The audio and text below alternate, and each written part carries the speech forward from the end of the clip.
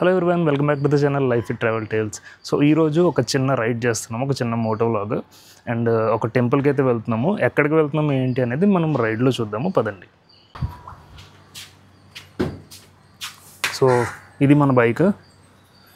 Almost time వచ్చేసి 8 అవుతుంది. ఇప్పుడు స్టార్ట్ అవుతున్నాము.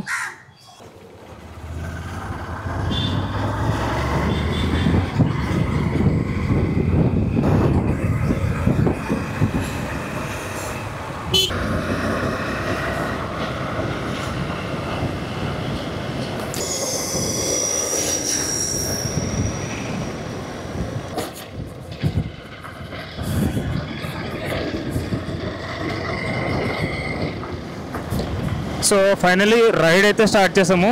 అండ్ నేను చెప్పాను కదా ఒక టెంపుల్కి అయితే వెళ్తున్నామని చెప్పేసి. నేను ఇప్పుడు వెళ్తుంది మురమల్ల టెంపుల్ అనమాట. ఆల్మోస్ట్ మురమల్ల ఇక్కడ నుంచి ఒక 40 కిలోమీటర్స్, కాకినాడ నుంచి ఒక 40 కిలోమీటర్స్ ఉంటుంది. ఒక 1 అవర్ అలా పడుతుంది.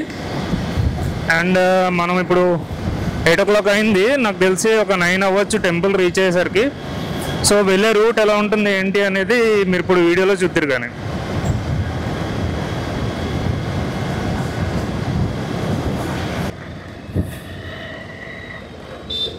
సో ఇప్పుడు ఈ ఫ్లైఓవర్ ఎక్కుతున్నాం కదా. ఈ ఫ్లైఓవర్ వచ్చేసి మనకి స్ట్రైట్ కాకినాడలో సుబ్బయ్య హోటల్ ఉంటుంది కదా, సుబ్బయ్య హోటల్ వరకు స్ట్రైట్ జంక్షన్ రోడ్ అనమాట.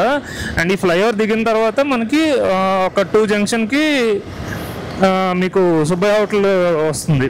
అంటే ఈ ఫ్లైఓవర్ దిగిన వెంటనే ఒక జంక్షన్ ఉంటుంది. ఆ జంక్షన్ నుంచి స్ట్రైట్ వెళ్ళిపోతే సుబ్బయ్య హోటల్ జంక్షన్ అనమాట. అండ్ ఈ ఫ్లైఓవర్ ఆల్మోస్ట్ రీసెంట్గా ఒక 2 years అయింది స్టార్ట్ చేసి. అండ్ యూజ్ చేయడం స్టార్ట్ చేసి. ఇది వచ్చాక చాలా ఈజీ అయిపోయింది అనమాట. అంటే నాకు ఇప్పుడు టౌన్కి వెళ్ళడానికి, మెయిన్ రోడ్డు వెళ్ళడానికి ఇది చాలా ఈజీ. ఇంతకుముందు ఏంటంటే రౌండ్ అబౌట్ అటు అలా అచ్యుతాపురం రైల్వే గేట్ ఉండేది. ఆ రైల్వే గేట్ క్రాస్ చేసి చాలాసేపు వెయిటింగ్ చేసి గేట్ వేస్తే అలా లేట్ అయిపోయేది. బట్ ఈ ఫ్లైఓవర్ పడిన వెంటనే చాలా ఈజీ అయిపోయింది అన్నమాట. సో ఈ జంక్షన్ ఇది ఇక్కడ నుంచి రైట్ తీసుకుంటే ఇక్కడ శివాలయం ఉంటుంది. అండ్ ఈ జంక్షన్ తర్వాత వచ్చే జంక్షనే మనకి సుబ్బయ్య హోటల్ జంక్షన్ అనమాట.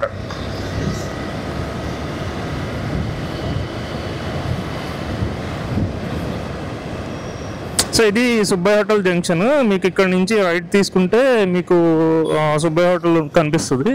అండ్ వాళ్ళవే 3 బ్రాంచులు ఉంటాయి పక్కన. ఫస్ట్లో ఒకటే ఉండేది, స్లోగా ఎక్స్ప్లెయిన్ చేశారనమాట. ఇక్కడే 3 బ్రాంచెస్ ఉన్నాయి కాకినాడలోనే.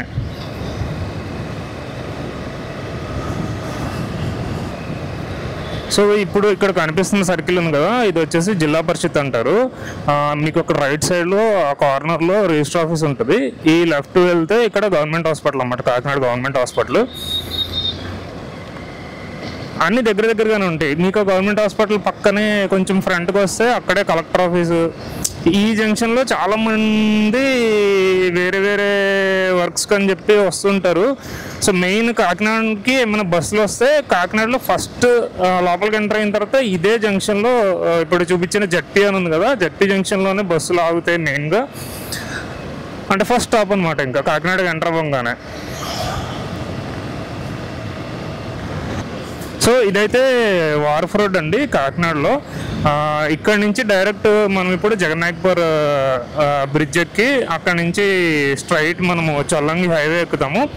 సో చొల్లంగి హైవే ఎక్కిన దగ్గర నుంచి ఆల్మోస్ట్ అది ఇంక మురమల్ల వరకు స్ట్రైట్ రోడ్ అనమాట. అంటే మీరు అంత ఎక్కువ టర్నింగ్స్ తిరగాల్సిన అవసరం లేదు, ఏం లేదు. Straight road మురమల్లకి.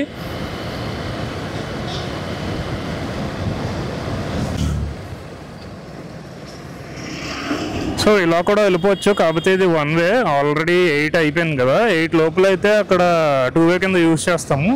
బట్ ఇంకా ఆల్మోస్ట్ 8 అయిపోయింది కాబట్టి రష్ ఎక్కువ ఉంటుంది, ట్రాఫిక్ ఎక్కువ ఉంటుంది. సో అది ఇంకా 1 way కిందే లెక్క అనమాట.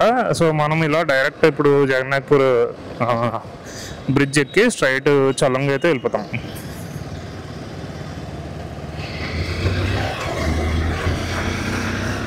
సో ఇది జగన్నాథ్పూర్ బ్రిడ్జ్, కాకినాడలో one of the famous places, oldest places.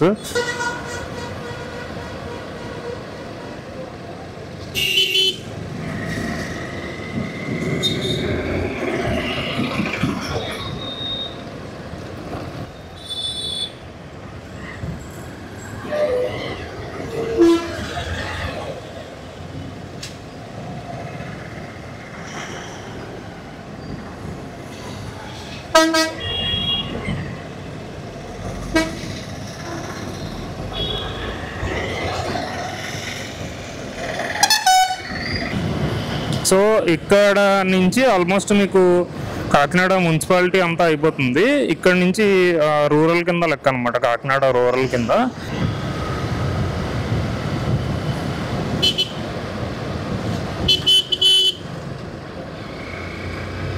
ఈ కనిపిస్తున్న లెఫ్ట్ సైడ్ ఏరియా ఉంది కదా, ఇదంతా డ్రైవర్స్ కాలనీ అంటారు. మరి అది అంటే దేనికి అంటారు అనేది ఎగ్జాక్ట్ ఐడియా లేదు.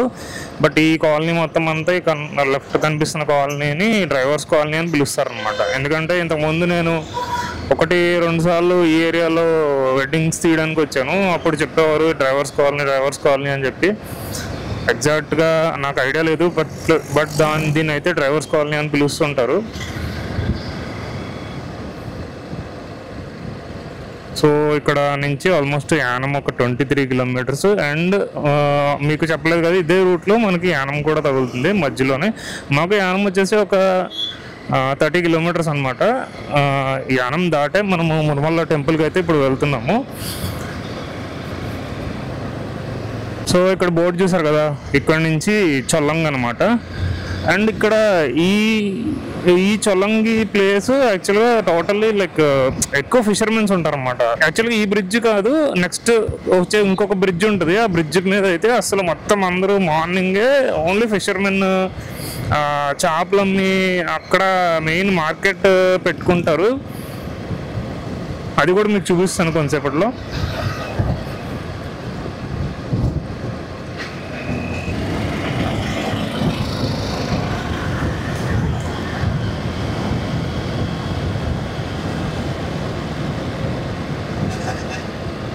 ఇంకొక విషయం ఏంటంటే, దీన్ని అంటే లైక్ ఇది నేషనల్ హైవే 214 అంటారు, NH 214 అంటారు.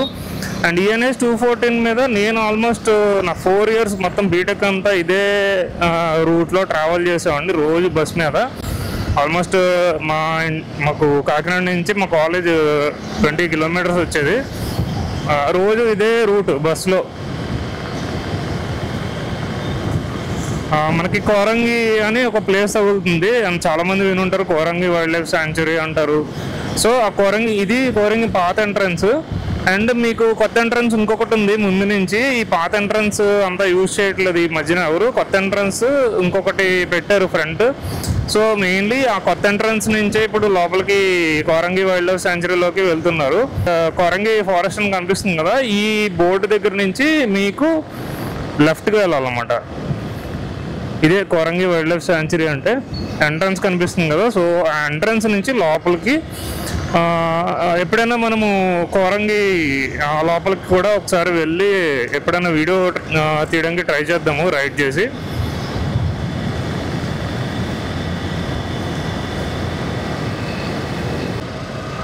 సో ఇప్పుడు మనము ఎంటర్ అవుతున్న ఏరియా మట్లపాలెము. అండ్ ఇక్కడ కూడా ఒక ఫేమస్ టెంపుల్ ఉంది, మట్లపాలెం మహాలక్ష్మి గుడి అంటారు. చాలా మంది గుడికి వస్తూ ఉంటారు. అండ్ నేను ఇందాక చొల్లంగి దగ్గర చెప్పాను కదా, ఈ నెక్స్ట్ వచ్చే బ్రిడ్జ్ మీద ఈ ఫిషర్మెన్ మార్కెట్ అది చాలా ఎక్కువ ఉంటుందని. ఇప్పుడు లెఫ్ట్ సైడ్లో చూడండి, ఇక్కడ ఈ డౌన్లో మొత్తం అంతా మీకు ఎర్లీ మార్నింగే మొత్తం ఫిష్ మార్కెట్ ఉంటుంది అన్నమాట.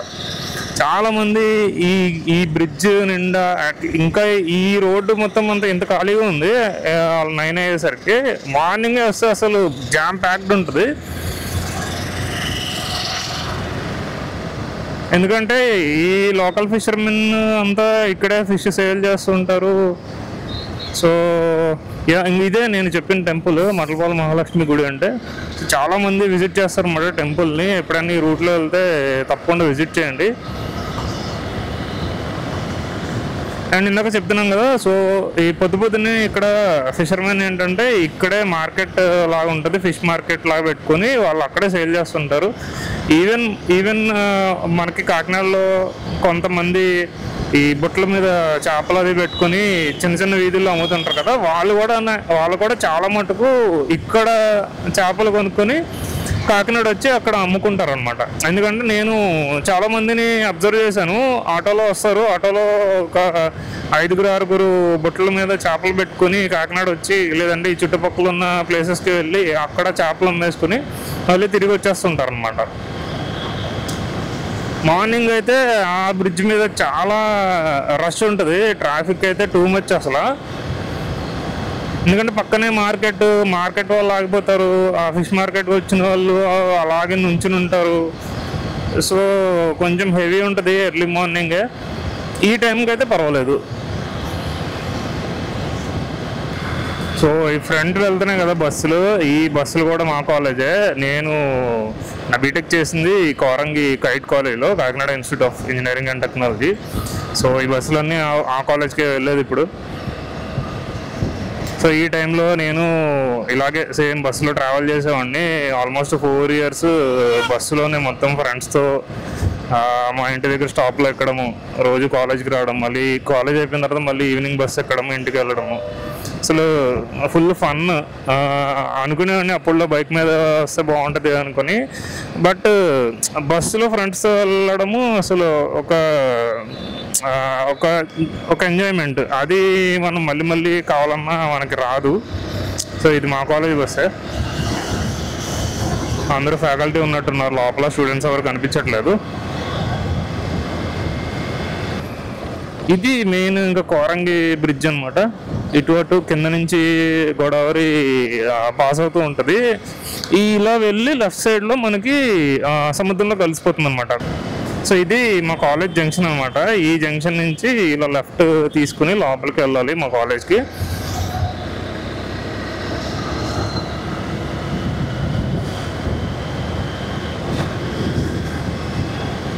ఇది రోడ్డు చిన్నది ఉండదు, ఇంకా ఇప్పుడు ఉన్న రోడ్లు సగం ఉండేది అనమాట. అయితే ఆ టైంలో ఏంటంటే చుట్టుపక్కల మొత్తం అంతా చెట్లు ఉండేవి. రోడ్డుకి అటు ఇటు చాలా పెద్ద చెట్లు ఉండేవి అనమాట. సో వాళ్ళు ఏం చేశారంటే ఆ రోడ్ ఎక్స్పెన్షన్లో ఆబ్వియస్గా కొలెక్టర్లో ఉంటుంది కదా, సో ఆ రోడ్ ఎక్స్పెన్షన్లో మొత్తం చెట్లు అంతా తీసేశారు. అదే కొంచెము బాధ. ఎందుకంటే అసలు ఫుల్ షేడ్ ఉండేది, అస్సలు కొంచెం కూడా లైట్ రానంత షేడ్ ఉండేది. సో ఈ రోడ్ ఎక్స్పెన్షన్స్ వల్ల ఈ చెట్లు అయితే తీసేస్తున్నారు. అదే కొంచెము బ్యాడ్ థింగ్ ఇందులో.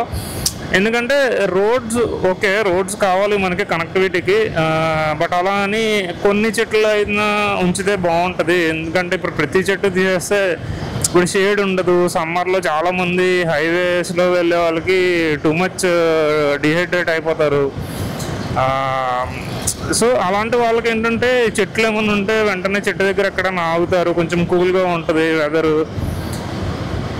సో ఎప్పుడు ఈ హైవేస్ చేసేటప్పుడు ఏంటంటే మెయిన్ ఈ కొలాటరల్లో చెట్లు పోతుంటాయి పక్కన, అదే కొంచెము చాలా బాగా అనిపిస్తుంటుంది.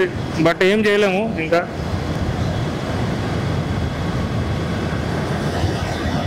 అసలు రోడ్డు పక్కనే కొబ్బరి చెట్లు అటు ఇటు అసలు ఫుల్ గ్రీనరీ. మీకు ఎలా అనిపిస్తుంది రూట్ అదంతా కింద కామెంట్లో మెన్షన్ చేయండి. అండ్ మీకు నచ్చితే ఇంకొన్ని ఇలా కాన్సెన్లో ఇంకొన్ని రూట్స్ ఇంటీరియర్స్కి వెళ్ళి ఆ ప్లేసెస్ అవి ఎలా ఉన్నాయో అలా అక్కడ రూట్స్ ఎలా ఉంటాయి ఏంటని ఇంకా వీడియోస్ చేసి పెడుతుంటాను.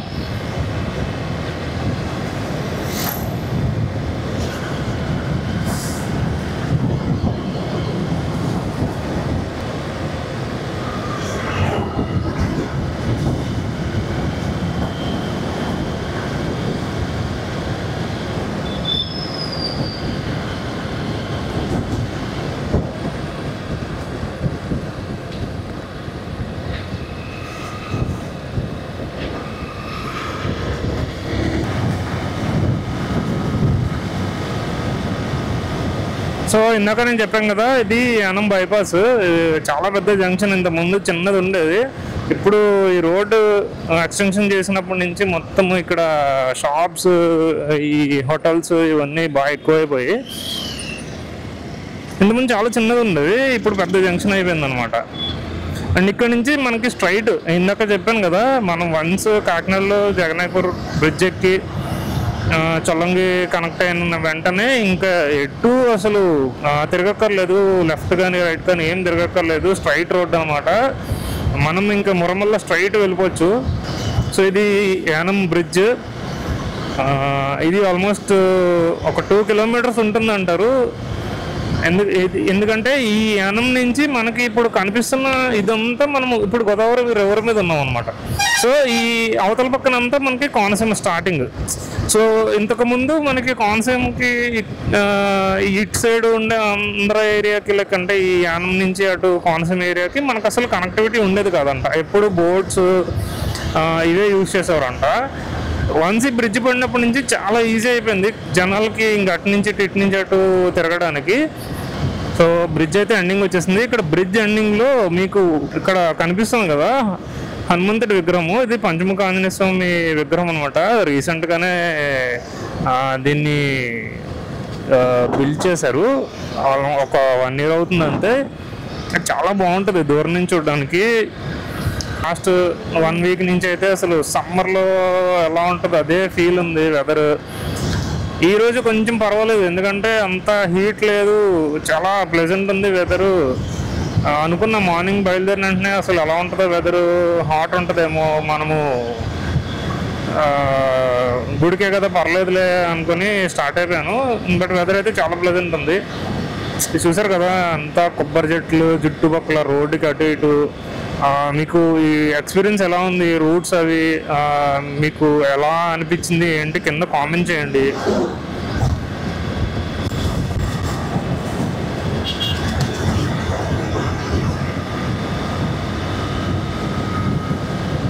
సో మనకి నెక్స్ట్ ఇక్కడ ఒక జంక్షన్ వస్తుంది. ఇదే మురమల్ల.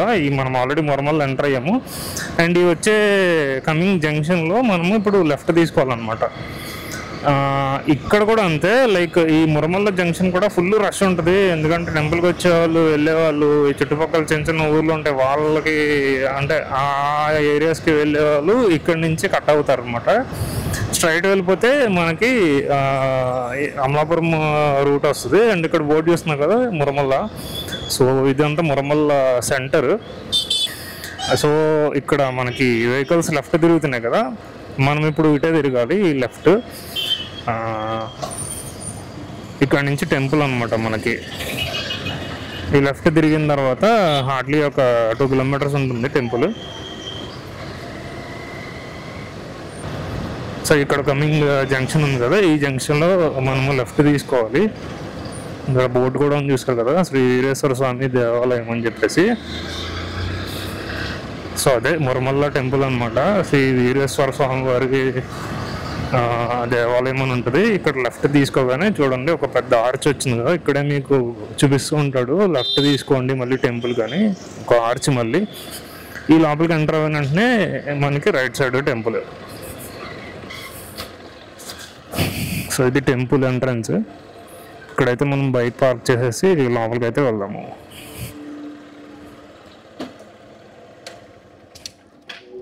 సో టెంపుల్ దగ్గర అయితే బైక్ పార్క్ చేసాము. అండ్ బైక్కి కానీ ఎటువంటి వెహికల్స్కి ఎటువంటి ఫీజు లేదు, పార్కింగ్ ఫీజు. సో లోపల దండం పెట్టేసుకుని దర్శనం అయిపోయాక ఒకసారి టెంపుల్ లోపల ఎలా ఉంది ఏంటి అని చూపిస్తాను.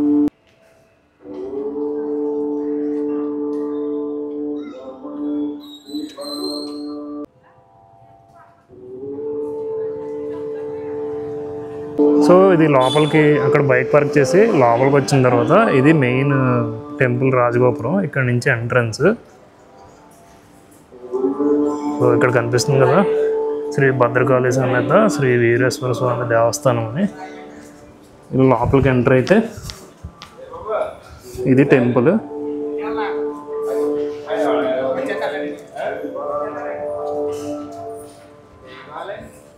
సో ఇలా చుట్టుపక్కల ప్రదక్షిణాలు చేసి ఈ లోపల ఇక్కడ అబ్బాయి వెళ్తున్నారు కదా, ఆ లోపలికి వెళ్ళి దర్శనం చేసుకోవాలి. ఊరికే లోపలికి వెళ్ళకూడదు అంటే లోపల కెమెరా తీసుకెళ్ళకూడదు అని నేను లోపలికి వెళ్ళట్లేదు. సో ఇది టెంపుల్ బ్యాక్ సైడ్. ఇదేమో నవగ్రహాలది.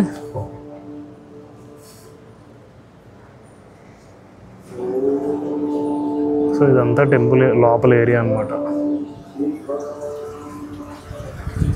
ఇది వచ్చేసి temple back side main temple. ఇది చాలా బాగుంది కదా. అండ్ ఈ టెంపుల్కి మీకు రైట్ సైడ్లోనే ఒక హాల్ లాగా ఉంటుంది, ఓపెన్ హాల్. మనకి ఈ టెంపుల్ కదా, ఈ టెంపుల్కి రైట్ సైడ్లో ఉంటుంది హాల్.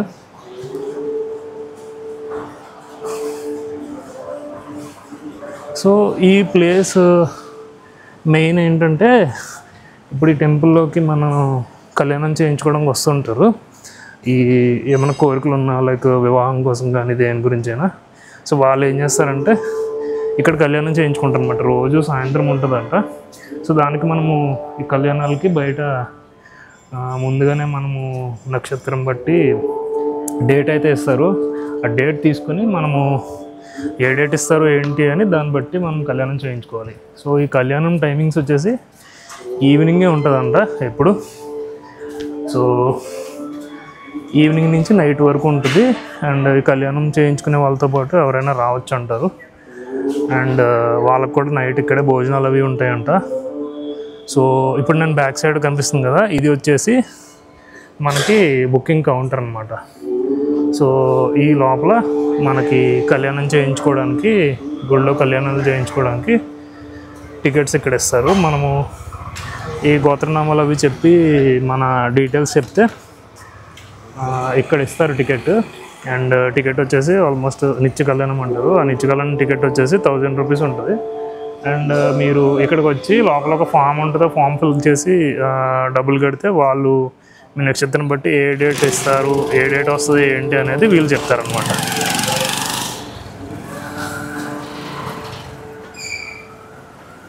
సో ఇది టెంపుల్.